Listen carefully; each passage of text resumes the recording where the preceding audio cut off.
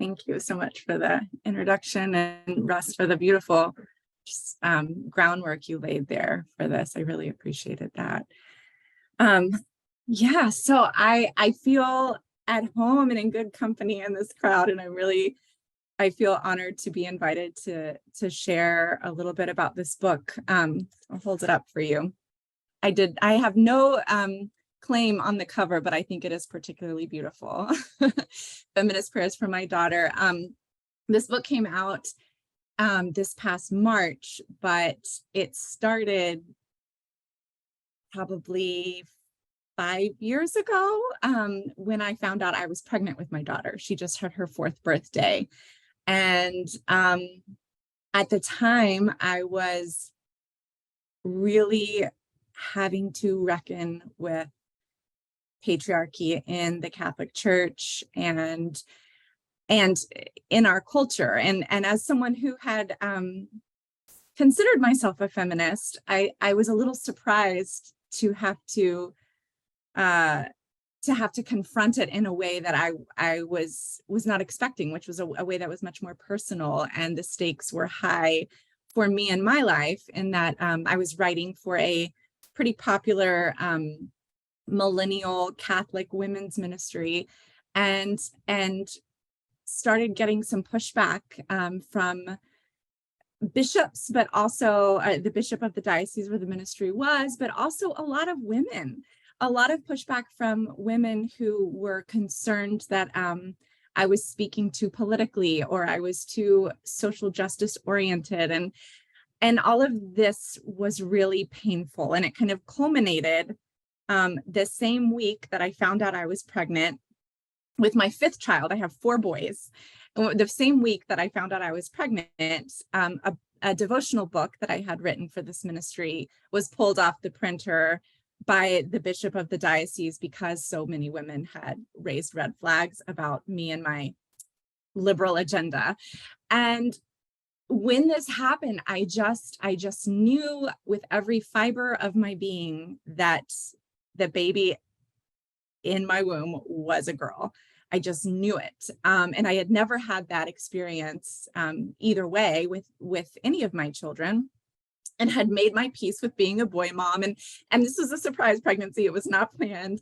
And I just found my world rocked, because not only was I having to wrestle with whether to stay in the Catholic Church as a woman, and if I was going to stay, how would I now be, now knowing what it's like to be personally affected in a very, we are all personally affected, but in a very obvious and kind of line in the sand type of way. But then not only for myself, but then for my daughter, and thinking about what kind of future she was going to have as a woman in the Catholic Church. And so it was really a time of deep wrestling. And in this crowd, I have to throw out that one of the consolations at the time was I came across Catholic Women Preach on YouTube. And it was just definitely straight from the Holy Spirit to me. Speaking of Our Lady of Guadalupe, and it gave me hope that maybe there were people in the Catholic Church that I could kind of pitch my tent with.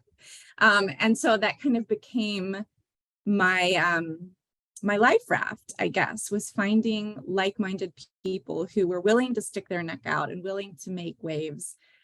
So it is an honor to be here with you, because I know many of you are those people and have made plenty of waves in your day, and in big or small ways. And so I really appreciate, I've only been Catholic for 10 years. And so a lot of this is new to me. And like I said, the kind of shift happened 5 years ago. So it's really inspiring to see people who have been working for change for so long. And I'm jumping on board the ship, because I feel like I am Catholic in my bones, and I shouldn't have to leave, you know? So I started writing this book after I started thinking about it when I was pregnant with my daughter, and I started writing the actual prayers after I gave birth to her. And if you don't mind indulging me, I would love to just read you the introduction to the book, because I think it says, I am more of a writer than a speaker. And so I think it says a lot of my heart more eloquently than I can rattle off the top of my head. It's not long, I promise. My daughter was not exactly planned. Quite the opposite, really. The surprise positive pregnancy test came just a few weeks before my fourth son turned 1. We weren't sure there would be any more babies after him, and certainly not for a few years, but I couldn't find a trace of anxiety inside myself. I just knew right from the beginning that this was my daughter. Perhaps the sense of deep knowing came because at that time I was in a reckoning with my faith tradition over the ways God is masculinized at the expense of the feminine. I was angry that God can be called he and not she.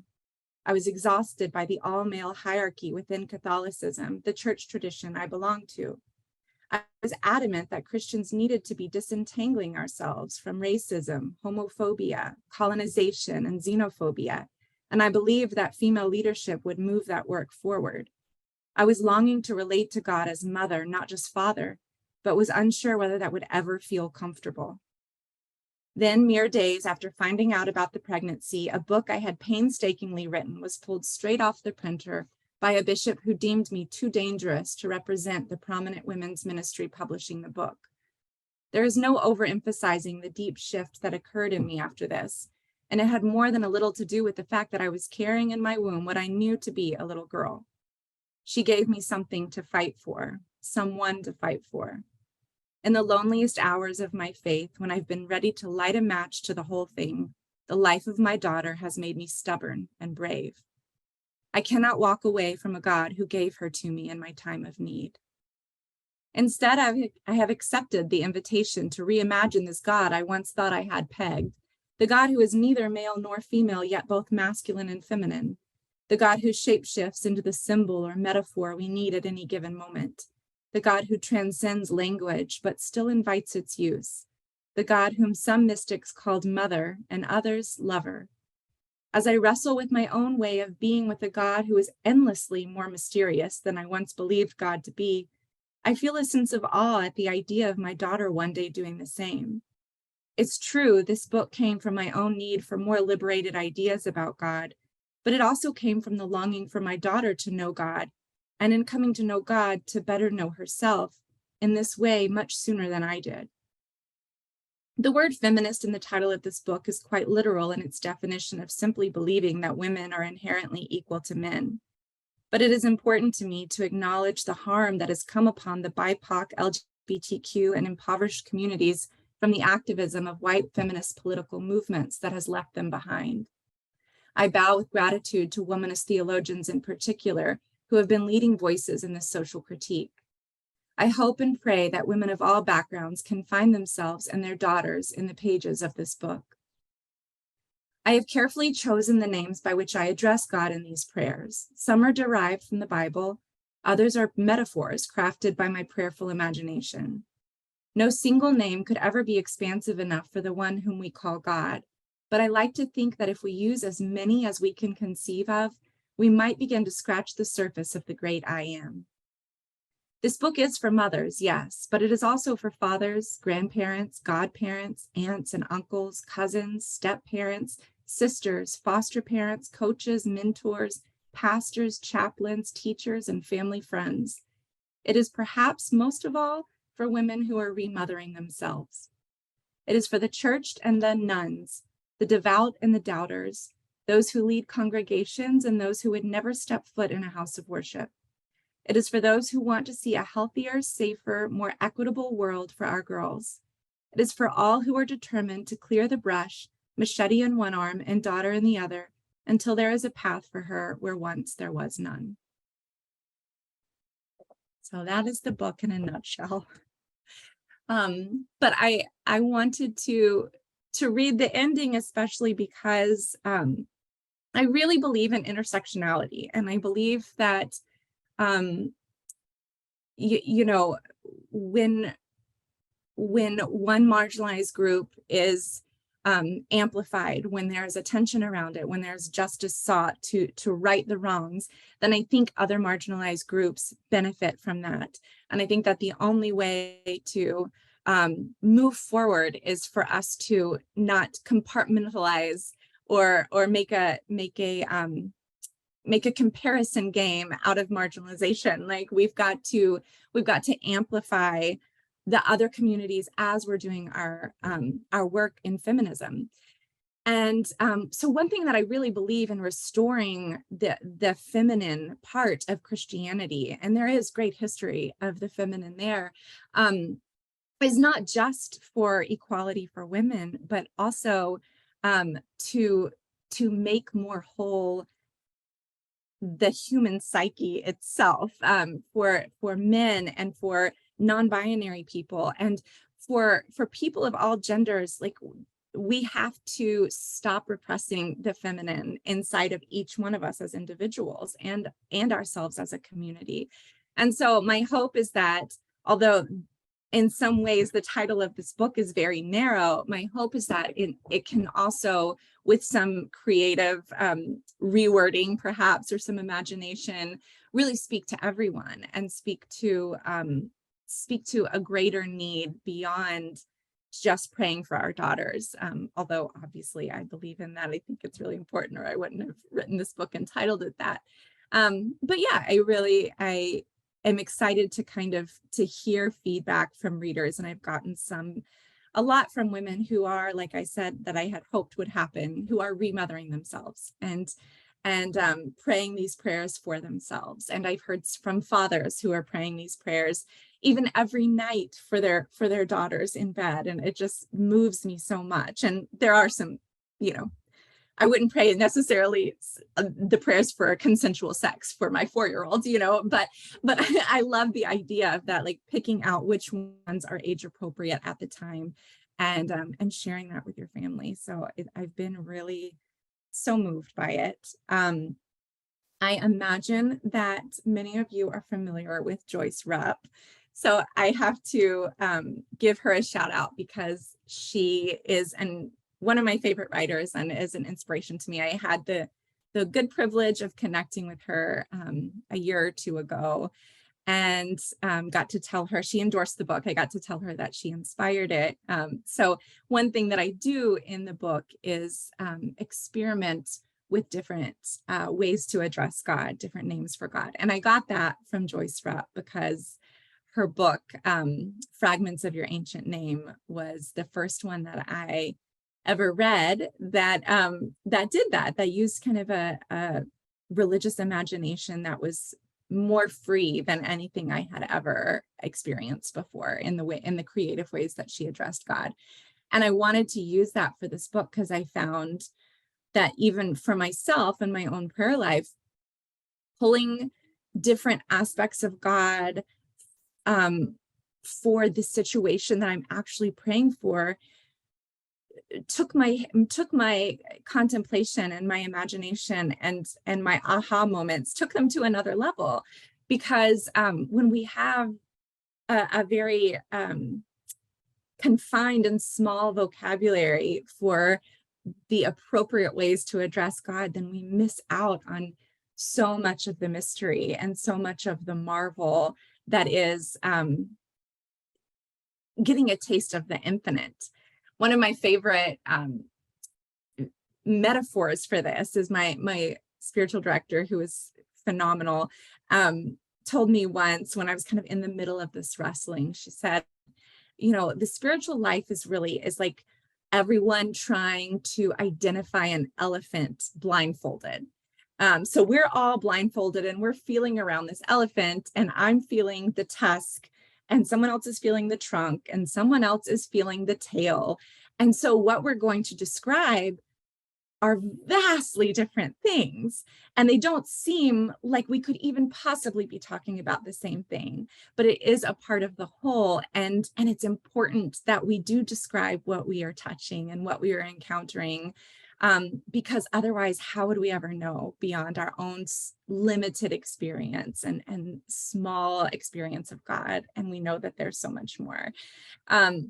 So that is that's one thing that I really tried to do in this book. And so I'll flip through and find a few names for you. Oh, source of abundant wholeness is one. Oh, first mother. I got that from my Indigenous friends. I really love that one. Let's see. Oh, you who dwell in dirt and worms. Oh, womb of the world.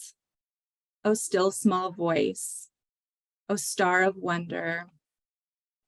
Oh, faithful liberator. Oh, ancient of days. And so I tried to mix some that were biblical references right out of scripture with some that were my own prayerful imagination. There's one that's, oh, creator of cellulite. So I don't think that one's actually in the Bible. I think pretty confident that one came from my own imagination. But I would really love to hear from you. And so one thing that Ross and I thought would be a fun exercise to do would just be for everyone, if you feel comfortable, certainly you don't have to, no obligation, but to share maybe metaphors. They could be from scripture that you've held on to, or ones that are just in your own personal prayer practice that came from your own prayerful imagination. But how do you like to address God? And they can be very, very conventional ways. There's nothing wrong with that. But I thought it would be neat to see in the chat box if we could all just put in some ways that we address God, or metaphors that we appreciate using in our own prayer life. Someone said lover of all. I love that one. Creator, mother. A weaver of worlds. That is an exciting one. Something that I think about a lot, because you keep putting them in, don't wait. Great mystery. I think about the mother hen, and Jesus says, he wants to gather us like chicks, like a mother hen, chicks under his wings. And I think about that a lot because I have 4 chickens that are my extra children. Sanctifying one. Walk has a wonderful synodal prayer. Wisdom Sophia. Mother Pelican. Oh, I love the pelican metaphor. Creator, mother and father. Addressing source, sojourner, spirit. Oh, all of those are beautiful. Elizabeth Johnson, she who is. I have that one on my bookshelf for sure. Spirit of love. A tender lover who ever touches and caresses us to life. That is so nurturing. I love that. Give people another minute to think of source of all life.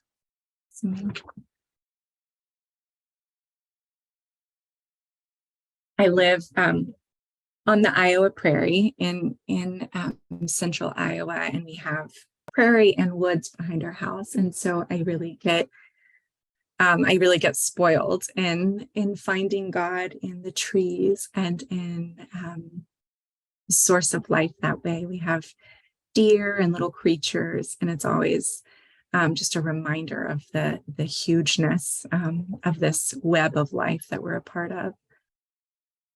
Doxology, God of love, living word, and bond of love. It's beautiful. I know some of you guys are thinking some. Let's get a few more in there to share. I'll give you another minute. God beyond our naming. That says it all, doesn't it?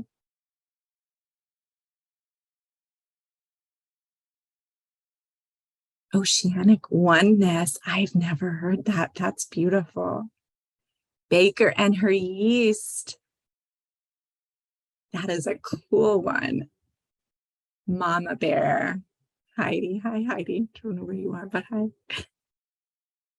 Coastal mangrove forester of shelter. You guys.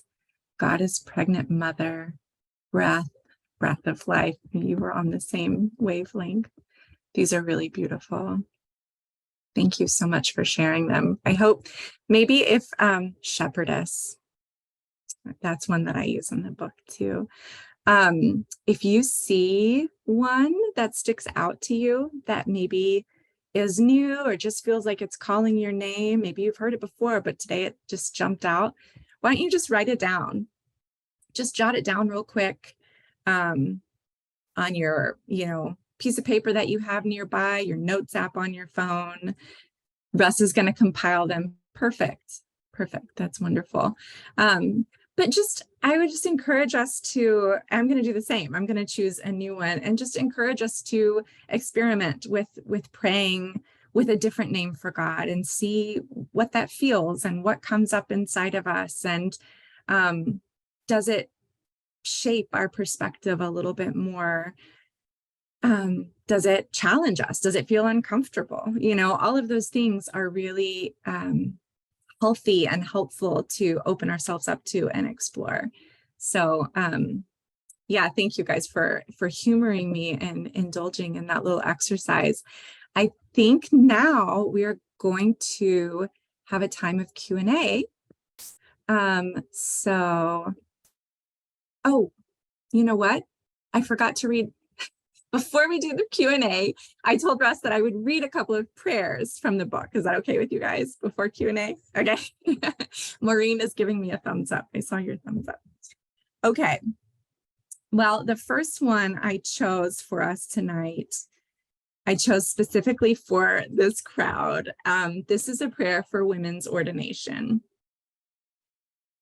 I often wonder if my daughter's gonna be called to the priesthood, and what that journey would be like as a mother. So this is one example that came from my own imagination, because like I said, my daughter was an infant when I started writing these, and so she really hadn't reached any of these milestones that, and I go through to the time of her death in a case that the mother, the person reading the prayers would outlive the daughter.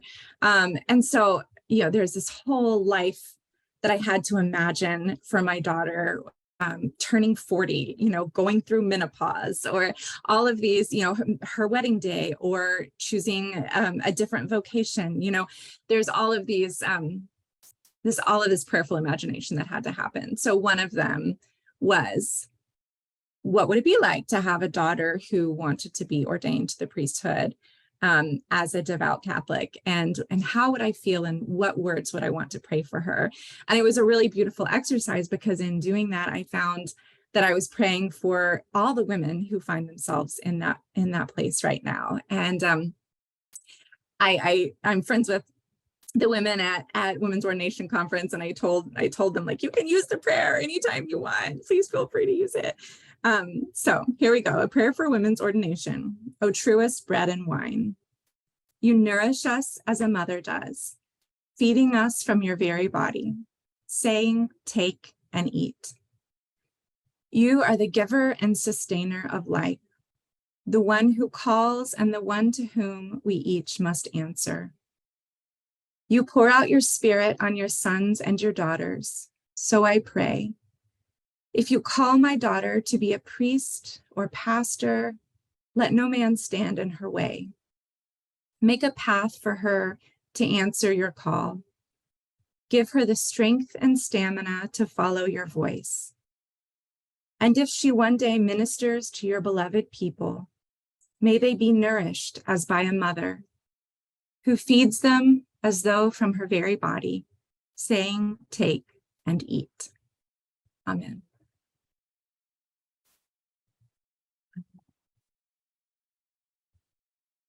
And the second one that I chose for us is a prayer for curiosity.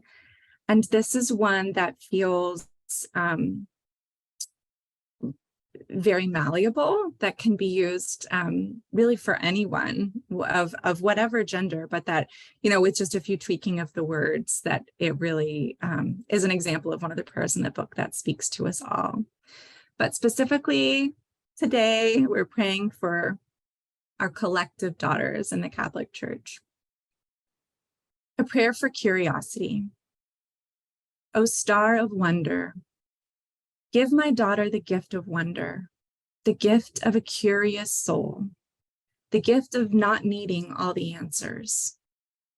Spare her the suffocation of closed-mindedness and the loneliness of arrogance.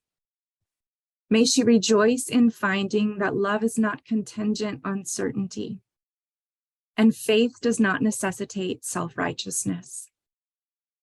Let my daughter seek to learn from everyone she meets and every spirituality she encounters, even and especially from those that feel least familiar.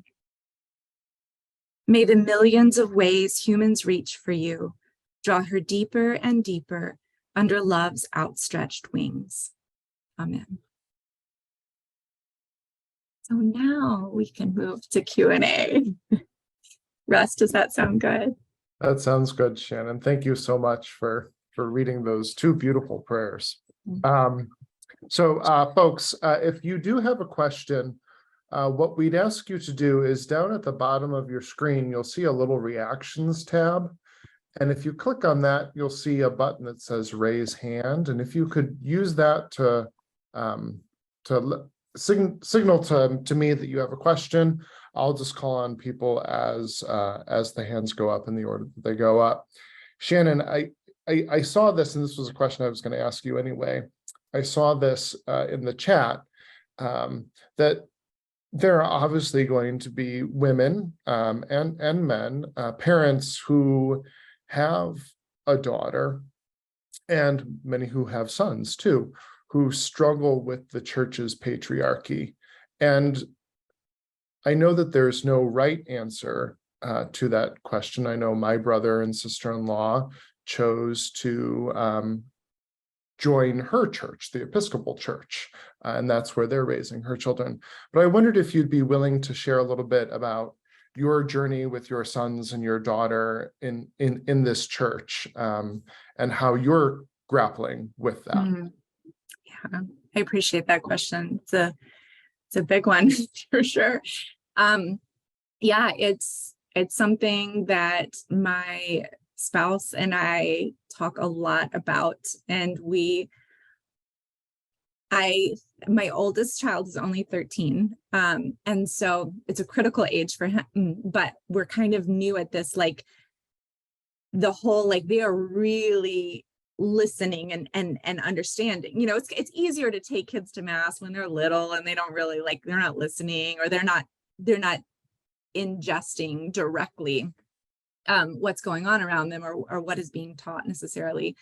One thing that really helped was when they were younger, we did Catechesis of the Good Shepherd, which is very child-led. And so we never wanted anybody sitting them down and telling them about certainties about God, that especially ones that we were going to disagree with. So Catechesis of the Good Shepherd bought us some time. But yeah, now we're actually, we've visited around every parish. Like I said, we're in Iowa. We're in a smallish town in Iowa, and we're really struggling to answer this question right now. I know, and my husband is on his own journey of discerning Catholicism for himself and whether to stay or go. But for myself, I feel very certain that I will always identify as Catholic in my spirituality and in my bones. My participation in the institutional church is more uncertain with what the future holds. And I think that's kind of where I landed with raising my kids, of we've been going to a Eucharistic community that's 45 minutes away. So having 5 kids and doing that is not the greatest, but it's something. So yeah, it's a constant tension, and we're trying to figure it out too. And our 13-year-old, who is he is needing peers on a spiritual journey with him, and so we're kind of we've been visiting some UCC churches for the youth group, and things like that. So I don't have a hard and fast answer, but I definitely commiserate with everybody who's in that boat. And I get really jealous of my friends in big cities who have these amazing parishes, to be able to stay. And we frequently actually talk about moving just for that, but we don't want to uproot our kids for that necessarily. But I think a lot of what we do at home is centered around the way of being little c Catholic, that I think is what we love and we're so attracted to about the church. And so, and there's a lot of, I like weird rituals and stuff. So there's a lot of like the traditional kind of Catholicism as well. But I think my hope is that the intentionality that we bring to our family and to parenting passes that on. But I do feel very protective of them being told certain teachings that I think are that are against my conscience, and I don't really want them listening to. So no easy answers, but yeah. Thanks for asking. Thank you. Yeah. Again, if anyone has a question, please just use the little reaction button to raise your hand, and I'll call on you.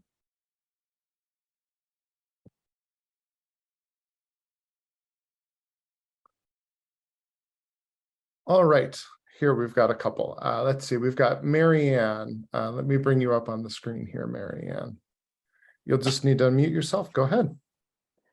Hi, Shannon and Russ. Thank you. This is not so much as a question, but I'm almost in tears. I really need your book. I really need you, FutureChurch. I'm 71, and I never was exposed to, all my theology degrees. I was part of a university as a priest community for 30-something years, and then of course, I got hurt. And I also had worked in a church that I really had free reign, and I was a youth minister and young adult, and the priest was like, you just do your thing. And he knew that women should be deacons. He knew the whole thing was stupid. I also come from Episcopalian heritage, and it was always like, well, we want you, come and be ordained. And it's like, but no, I've got this other side of me, So, and then the past 4 years, we've gone to 2 parishes, and both priests are living in another century. And I have never been able to use any of my talents or gifts, and I've been silenced. And it's, so I just wanted to say that, because I looked forward all month, and my grandbaby's like, Grandma, you're not coming to my game tonight? We take care of her. I said, no, I have to hear Shannon, my friend, remember for future. Okay, Mom. Okay, Grandma. I'm like, okay. So, but I use your prayers not for, well, she's a big, we're like almost primary caretakers for her, but not just for her. I use them for me selfishly. I have to reparent myself. So just keep encouraging you. And I don't know, I could go on and on. I don't want to monopolize, and I see, I'm not on the view for everyone, but I know all of us that are here have struggled, because I love a God that is bigger and beyond me. And that God is compassionate. I'm trying to learn that God. I'm going through my own Ignatian experience again. But all this is just so beautiful. So, okay, enough airtime, but I just want to say thank you and bless you and keep up the good work. That's beautiful. Thank you, Marianne. And I have to say, it's not selfish to pray them for yourself. You said I don't know if you caught yourself, but you said selfishly pray for myself. It's not. I'm glad you're enjoying it. Great. Thank you, Marianne. Heidi, let me bring you up on the screen here. Hello. Hi. So I'm lucky enough that I get to work with Shannon, but I have a good question that I think people at FutureChurch might be interested in. And first, let me just say that I bought the book for my daughter for her confirmation, and it got the 13-year-old seal of approval, which is pretty amazing, because she doesn't get too excited about anything, but she thought it was pretty cool. So I was wondering if you could talk a little bit about the community of women that you found on social media, because one of the reasons I was so excited to have Shannon working with us at the National Catholic Reporter is she has a huge following on social media, and it's really kind of an interesting crowd. Maybe you could talk a little bit about those women and what's going on in their lives. Yeah, it is a very interesting thing. I've been primarily on Instagram. I've used other platforms, but yeah, Instagram has kind of become I think that there are some people who could say that it is like their church community, because, and I think actually there's a lot of moms who are kind of in that phase of motherhood, especially who are staying at home a lot and don't get out a lot. Or I know there's a lot of people even who don't have kids, but who live in really rural areas and just don't have in-person friendships with Catholic women or Catholics in general, who see things the same way. And so, yeah, there is a demographic for sure of progressive, like millennials. I mean, I know we're all kind of like wringing our hands because things just feel like they're getting more and more conservative. But I have been so heartened by my peers who, like, no matter how they self-identify, really care about justice and really believe that Catholicism requires the work of justice. And there are some who would consider themselves like flaming liberals, and there were some who would consider themselves moderates or maybe even kind of conservative. But yeah, it's been a really encouraging corner of the internet.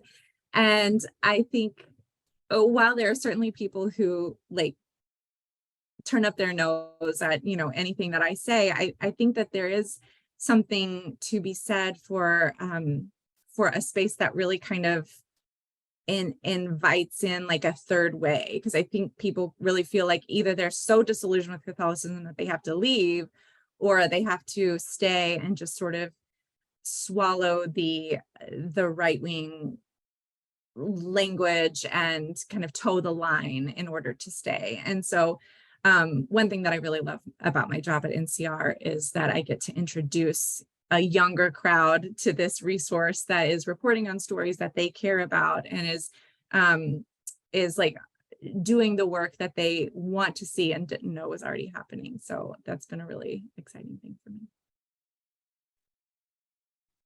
Thanks, Heidi. Great question. All right, Rita, let me bring you up onto the screen here.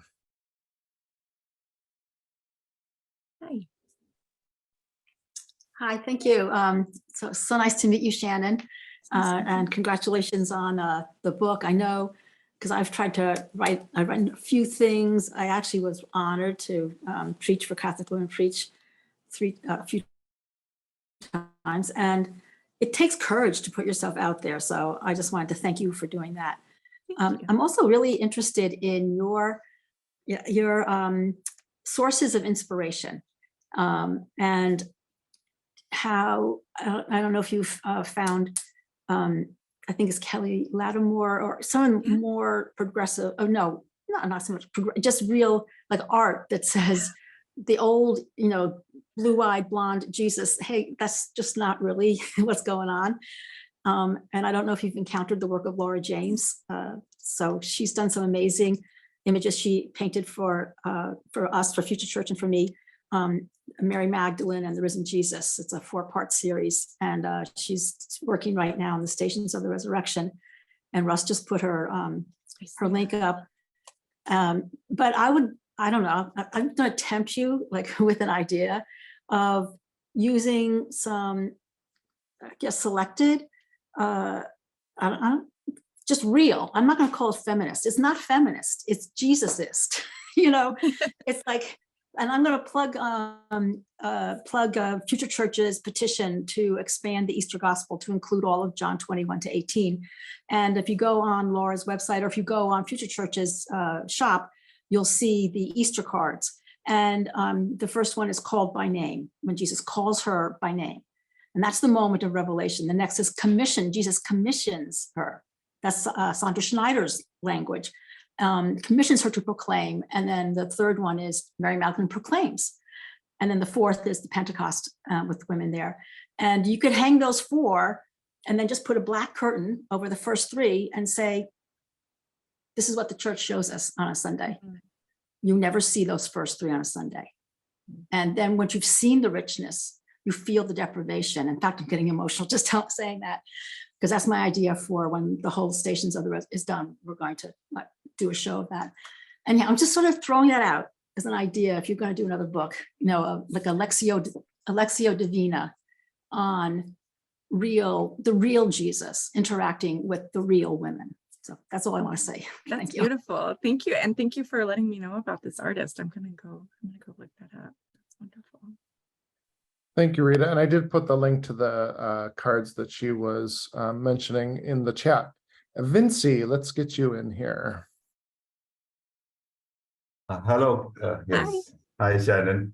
I was very happy to hear that you are connected with the Jesuits, working in Canada. I'm a Jesuit in India. Oh, wow, wonderful. It's nice to meet you. Yeah. One of the things I liked from your talk was you mentioned that by this whole feminist ideas, we are trying to bring the holisticness in our psyche that you mentioned, and I like that idea. And second thing I want to share is I've done a lot of my personal inner work. We call it Ignatian psycho-spiritual process. And I've come now to a parish, and suddenly I've been able to find different ways to do work. Like, for example, I use from FutureChurch, women's of saints of different months. I put on a PPT, PowerPoint, then about a lot of things I've been doing. Then even about the synod, I've been sharing with people. And the feeling for me I think maybe it was last week, that I am like a pregnant woman with so many things coming up, and I'm delivering them. So that's why I mentioned that God is like a pregnant woman. Yes. Thank you, Shannon. Thank you, Vinci. I love to hear men who get it, who are not afraid to embrace those kinds of metaphors, because it is, all of God is in all of us. And so there's lots to explore in there. That's exciting. Thanks for sharing. Thank you, Vinci. Let's see, Allison, I can't bring you up on the screen because you're not showing your video, but go ahead and unmute yourself. Oh, there you go. Now you are. Okay, there's my screen. It's a little embarrassing. You're someplace to make us all very amazing. jealous. But it's a rare sunny afternoon in San Diego, and I didn't want to miss speaking with you or hearing it. So mostly Amazing. embarrassed. But I'll just No, I don't was be. the one who wrote Oceanic Oneness, because the womb of God is what the ocean is for me. So one of the questions I have for you, Shannon, because I have 3 children that are older, including 2 daughters, and we left a traditional church setting for a Roman Catholic woman priest parish when my oldest was 13 and my youngest was about 6. So my youngest doesn't know anything other than Roman Catholic women priests and a really cosmic Christ, in that sense. And I would say that I feel like for the Gen Zs and lower, and I'm wondering for your kids as they get older, is that even the language of God as mother isn't big enough. Like it's a good corrective and a good balance to hit that yin and the yang, the agency and the receptivity and all of that. And yet they need the language of the cosmos and of science. And they are so full of awe and wonder, right? The 2 religious impulses, awe and wonder, they get that. And they deeply respect like my faith. And I think values wise, like, they really share those. But I was just wondering if in your journey, if you're sensing that coming up after devoting the last 5 years to God as mother, are you like, and God's bigger, and I need to move beyond human constructs. So thank you for taking my question. I appreciate it. Absolutely. That's a wonderful question. And I love seeing your background too. So I'm glad you asked a question. I think early on, it was the thing for me, like early on 5 years ago, it was exactly like what I had been craving, and it filled. And then I had a friend of mine who was married and intentionally not a mother, and is amazing and was so kind, but she was like, we need other metaphors for God too, like that aren't parental, because I want to be able to engage in this. Like I see myself in God, and the mother falls short from. She's like, I like it to an extent, but it's not like enough for me. And I appreciated that so much, because it really kind of cracked that part of my brain open. and at the same time, like, I think, you know, the idea of a cosmic Christ, I'm tracking with you, you know, like I definitely am kind of on that journey as well of figuring out, like, what is my relationship with Jesus apart from this, you know, this very limited idea that I was given as a child, and like, who was the historical Jesus, and what does the, you know, the Richard Rohr, you know, the universal Christ, what does this mean? And that's all been again, like, scary at the beginning, but then like it becomes almost even more comforting. And so yeah, that's definitely been a part of my journey. And I definitely I really wanted this book in particular to, there are a lot of mothering images and a lot of mother names, but there's also a lot of metaphors that are not motherly. And I have my friend to credit for that, for kind of initially giving voice to that, because it was really helpful.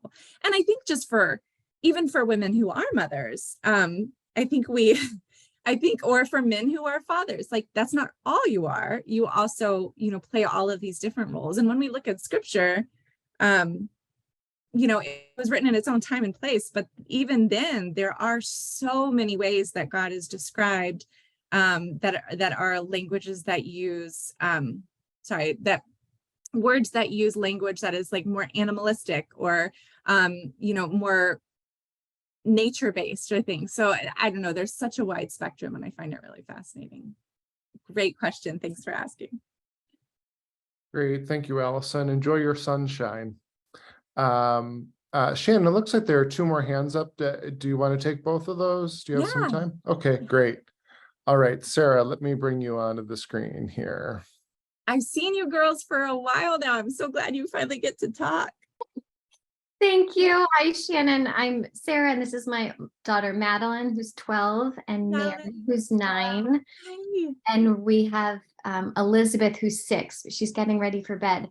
And we were wondering how you prayed when you were a kid. And as a question for you as a mother, how do you invite your children to pray now? You have these prayers for them. How do you invite them to name God in their lives? That's such a beautiful question. Thanks for asking, Sarah. When I was a kid, I think I have 2 answers to that. I grew up in a Christian family, and so we had our prayers, you know, before dinner, and we had the prayers that we said before bed. My parents would sing me hymns as I fell asleep, and like, I love those memories. And we even had, we weren't a liturgical tradition when I was growing up, and so we didn't have a lot of memorized prayers, but we did have, you know, 1 or 2 that my family would use. And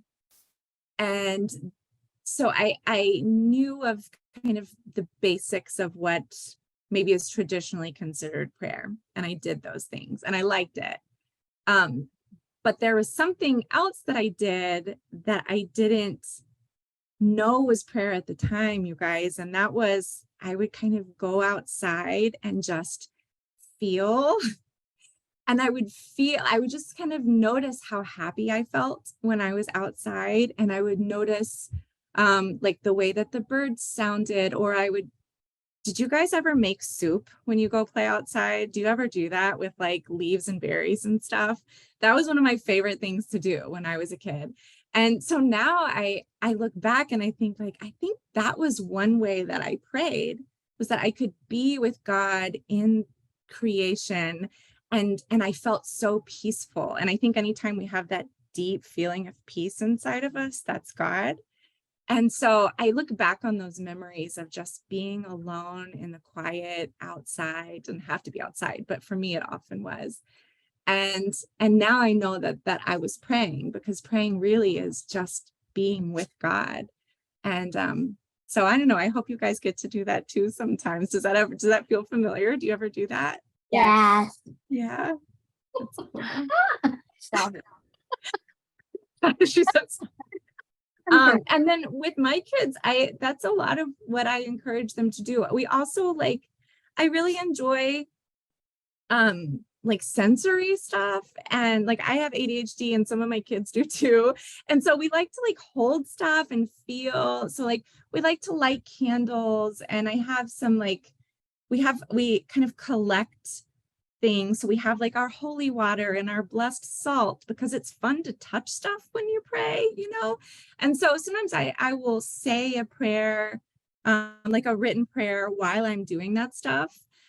Or sometimes I just sort of like to collect things from nature, and we have a nature altar is in our family, and so we kind of bring what we find, and it reminds us that God is with us and that God is giving us little signs that we are loved and we're not alone. Things like that. One thing we really like to do during Advent that my kids really love is to turn off all the lights in the house, and they're in charge of it. So they have to go. You guys are nodding. Does your family do this? Yeah, turn off all the lights in the house, and it's like a big party. Everybody has to go find some light switches to turn off, and then we light a candle, and we have to sit in silence for a minute. How long do you guys sit in silence? We sing. You sing. My kids would like that. Maybe I'm gonna have to steal that. But yeah, so like I think I'm kind of a little bit like a kid in this way. If I get a little bored if I'm just sitting still having to pray, I like to do things when I pray. So that's kind of what I try to do with my kids too. Thank you so much. Yeah, thanks for being here. Thanks, Sarah. Thanks, Shannon. Point of personal privilege. I went to divinity school with Sarah, and hearing that you have a 12-year-old daughter is making me feel things. So, but it's great to see you, Sarah. Thanks for joining us. Okay, Barbara, let's bring you onto the screen here, and this will be our last question.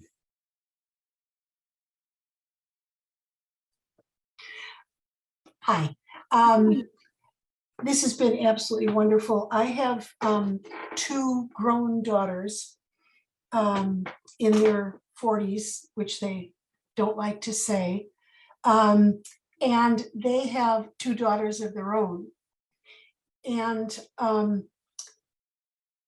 I have a lot of friends in the Catholic Church and have worked in the church, that I worked in the church for a number of years as a director of religious education.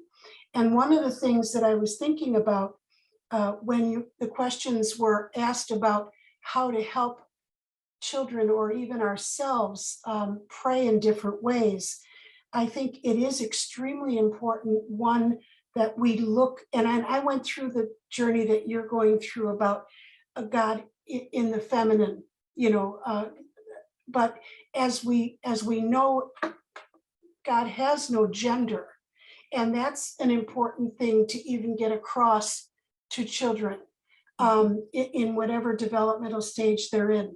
And when we talk about, you know, the God of the cosmos, it's a simple enough thing as saying, we grew up learning that God is a person, Father, Son, and Spirit. God is an energy.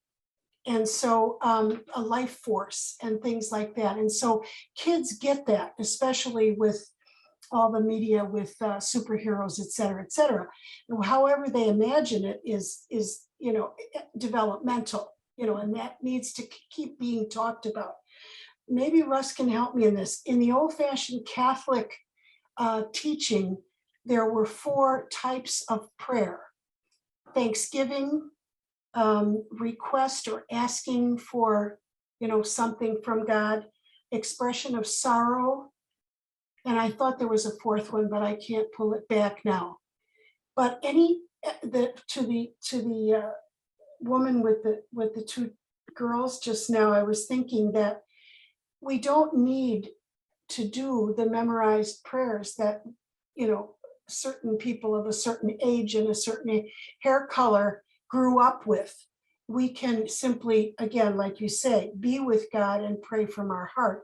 But when we need to kind of zero in an approach, because there are those dry times when we just don't feel as though God is present in anything, we can kind of lock into that idea of just continue to do prayers of thanksgiving.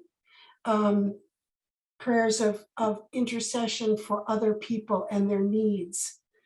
And the other thing is the prayer, the walking prayer.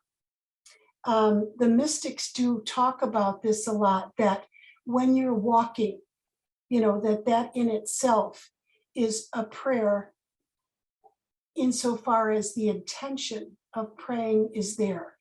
And I used to fight all the way through my 40 years of career work in the church. When do you have a time to pray? You do so much physically. You're always going. And I used to come back with, truly from my heart, my work is my prayer.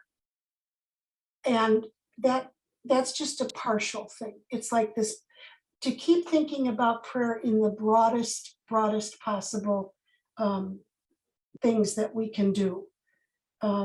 So I love these prayers. Both my girls have had, within the last week, a little bit of comeuppance with each other. And I managed to find one of your prayers that I could give them a few lines to, because as a mother, you don't want them hurting. And also, it's fine if you pray for them and they don't know it, but it's also better if they know it, that you're praying for them. So thank you very much for your gift. Oh, I'm really honored. Thank you. Thanks for what you shared as well. Great, thank you, Barbara. I put it in the chat, but it's it's like adoration or Adoration, praise. praise. And then Diane got all of them, so she's got them all listed there. Thanks, Diane. Let's see here. Well, I think that's going to wrap up things for the Q&A. I want to thank you so much, Shannon, for joining us this evening and for sharing some of the story behind the book and for sharing some of those prayers. I think I can speak for everyone here to say that this was a really blessed and prayerful hour. So thank you.